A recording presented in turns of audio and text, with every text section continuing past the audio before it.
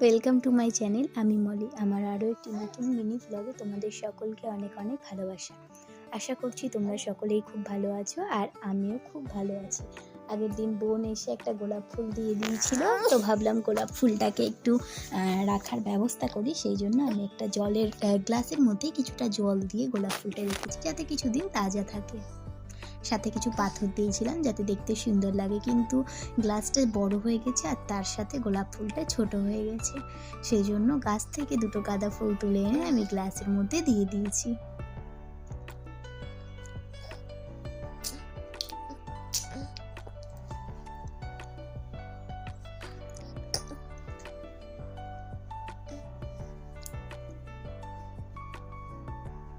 এখানে ভিভানকে আমি গান শোনাচ্ছিলাম, কারণ ও গান শুনতে খুবই ভালোবাসে।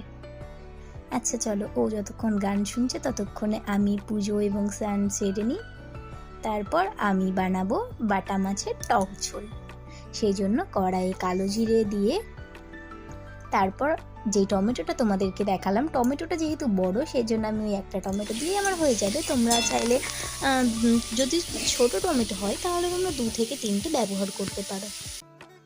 যেহেতু এটা বড় সেই জন্য আমি একটাই দিলাম, আর সাথে দিয়েছিলাম লবণ আর কিছু লঙ্কা। কাঁচা লঙ্কাগুলোকে একটু চিড়ে দেব। মশলাটা যখন কষে আসবে তখন তার মধ্যে দিয়ে দেব হলুদ গুঁড়ো,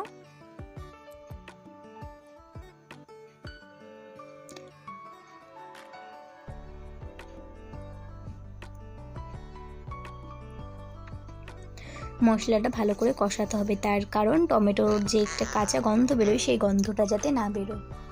আর তরকারির স্বাদ আরও বাড়ানোর জন্য সাথে দিয়ে দেবো জিরের গুঁড়ো। মশলা থেকে যখন তেল ছেড়ে আসবে তখন তাতে ঠান্ডা জল অথবা গরম জল ঢেলে দিতে পারি।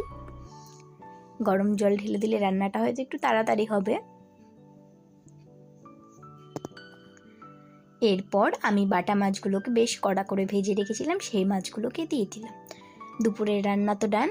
এবার আমরা দুপুরের খাবার দাবার খেয়ে নিয়েছি। দুপুরের খাবার দাবার খেয়ে একটা পেয়ারা এনেছিল, তো ভাবলাম পেয়ারাটাকে মাখা করি। ধনেপাতা, সর্ষে, কাঁচা লঙ্কা দিয়ে মিক্সারে একটা পেস্ট বানিয়ে নিয়েছিলাম, তার সাথে কিছুটা লেবুর রস এবং লবণ দিয়ে মাখিয়ে নিয়েছিলাম। খেতে তো দারুণ হয়েছিল। এরপর ঝাল খাবার খেয়ে আমার মিষ্টি খেতে ইচ্ছা করছিল। ঘরে আপাতত সেরকম মিষ্টি কিছু ছিল না, তাই ভাবলাম আমি একটু কেক বানিয়ে নিতে পারি।